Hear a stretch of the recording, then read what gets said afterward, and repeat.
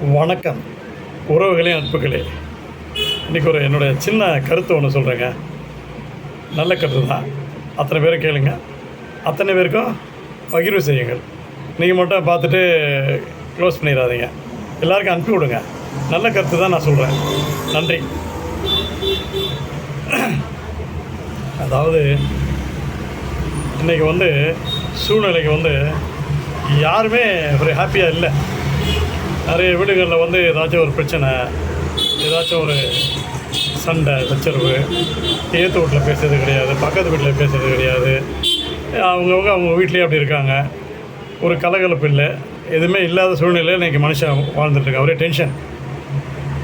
அதனால் எழுந்து அப்படியே காலைல எழுச்சினோடனே வேலைக்கு போகிறது வர்றது, அப்படியே படுத்துறது, அவ்வளோதான். அப்படியே தான் போகுது. இதுக்கெல்லாம் காரணம் என்ன தெரியுங்களா?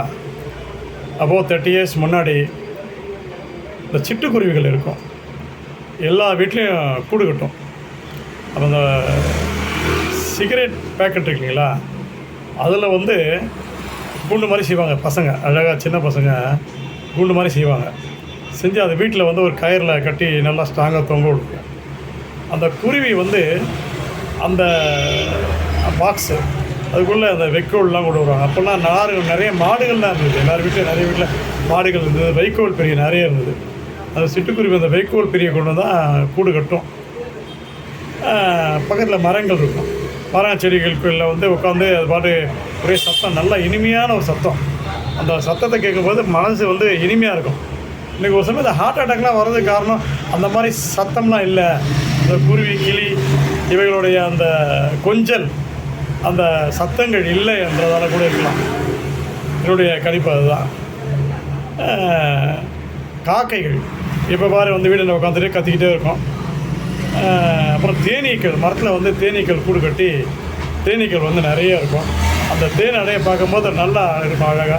சில பேர் அதை தேன்லாம் எடுப்பாங்க அந்த கூண்டுலேருந்து, மறுபடியும் அந்த இடத்துல தேன் கூடு கட்டும். அந்த ரொம்ப ஹாப்பியாக இருக்கும். ஒரு வீட்லேயும் முன்னாடி செடி மரம் இருக்கும். ஒரு வீட்லேயும் இருக்கும், எல்லார் வீட்லேயும் செடி மரம் இருக்கும், முன்னாடி இருக்கும். அப்போ அந்த வீட்டில் இன்னும் கேட்டிங்கன்னா அந்த வீடு எப்பவுமே கலகலப்பாக இருக்கும். பக்கத்து வீட்டில் வருவாங்க போவாங்க, அவங்க வீட்டில் சமைச்சதை கொண்டு தருவாங்க, இவங்க வீட்டில் சமைச்சதை கொண்டு தருவாங்க. இவங்க குழந்தைய அவங்க தூக்கிட்டு போய் கொஞ்சம், அவங்க குழந்தைய தூக்கிட்டு போய் கொஞ்சுவாங்க. ஒரே ஒரு சந்தோஷமாக இருக்கும். என்னன்னே தெரியாது, கஷ்டம்னா என்ன தெரியாது, சண்டைன்னா என்னன்னு தெரியாது, மனஸ்தாபமே கிடையாதுங்க. அவ்வளோ சந்தோஷமாக வாழ்ந்தோம். அதாவது 30 வருஷத்துக்கு முன்னாடி நானும் என்னையும் சேர்த்து தான் சொல்கிறேன். அப்போலாம் ரொம்ப ஹாப்பி. வீட்டுக்கு வந்தோம்னா ஹாப்பியாக இருக்கும்.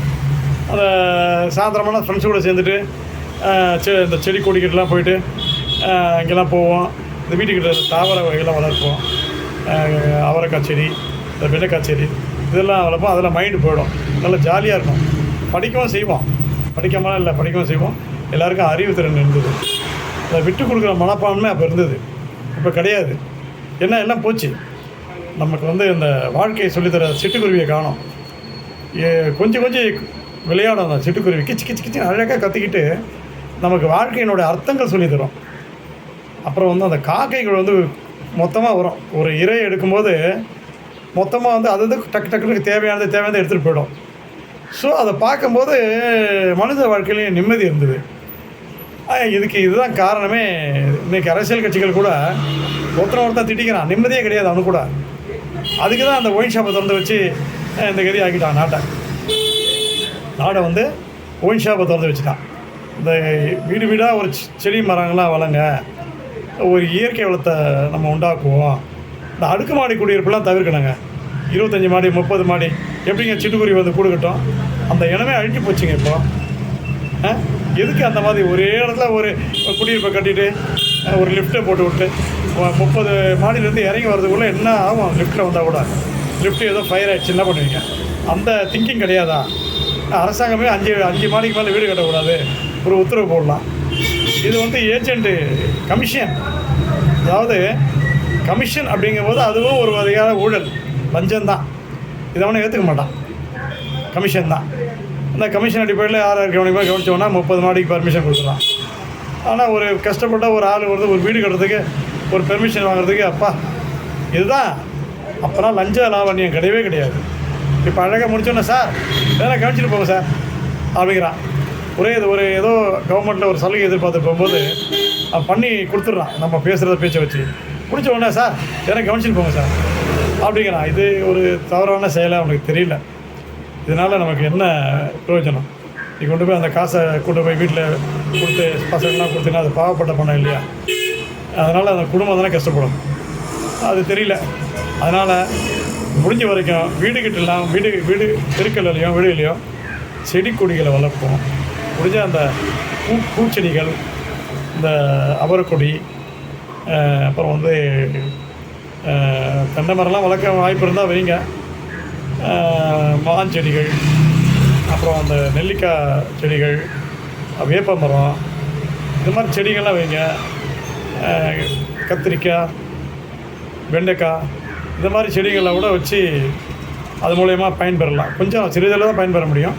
ஸோ அது மாதிரி இருக்கும்போது இந்த பட்டாம்பூச்சி இனமே காணும். இந்த பட்டாம்பூச்சி பாருங்கள், என்ன இருக்கா பாருங்கள். அது அப்படியே அதை பார்க்கும்போது நம்ம மனசு ஒரு மாதிரி ஆகிடும்.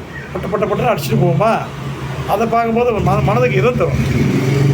அந்த தும்பிக்கை வகைகள் வரும், தும்பி வகைகள். அந்த தும்பியெல்லாம் வந்து நிற்கும். அதை பிடிச்சிட்டு இந்த வாலில் கயிறு கட்டிட்டு அப்படியே பறக்க விடுவோம். அப்போ அந்த மனசில் எந்த அளவுக்கு சந்தோஷங்கள் இருந்தது பாருங்கள்.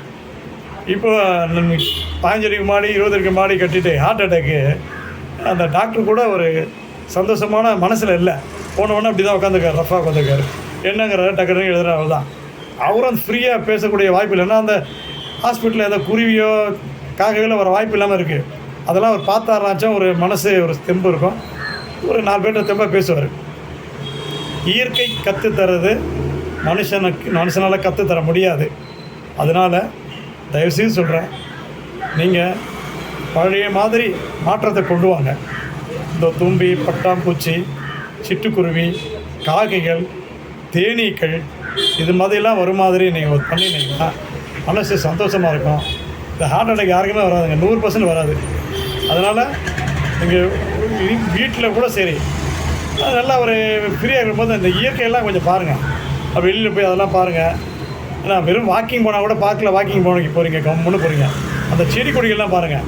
அதெல்லாம் நேற்று கூட வாக்கிங் போகும்போது அந்த பட்டாம்பூச்சி 2 பட்டாம்பூச்சி அழகாக அது விளையாடி இருந்ததை பார்த்தேன் நான். ஒரு மன மகிழ்ச்சி ஏற்படுது. ஸோ நம்ம ஹாப்பியாக இருக்கோம் அப்படின்னு ஆகிடுச்சு. அதனால் வீடுகளில் வந்து இந்த மாதிரி பறவை இனங்கள்லாம் வர மாதிரி வீடுகள் அமைத்து அது மாதிரி வீடுகளை குடியிருந்து நம் தேகத்தை காத்துக்கொள்வோம், ஆரோக்கியத்தை காத்துக்கொள்வோம், மக்களோடு மனம் விட்டு பேசுவோம், உறவுகளை வளர்ப்போம்.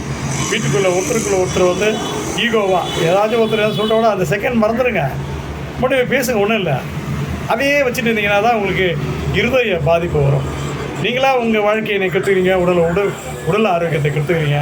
அதனால் சந்தோஷமாக இருங்க, ஹாப்பியாக இருங்க. நன்றி. உங்களில் ஒருவன்.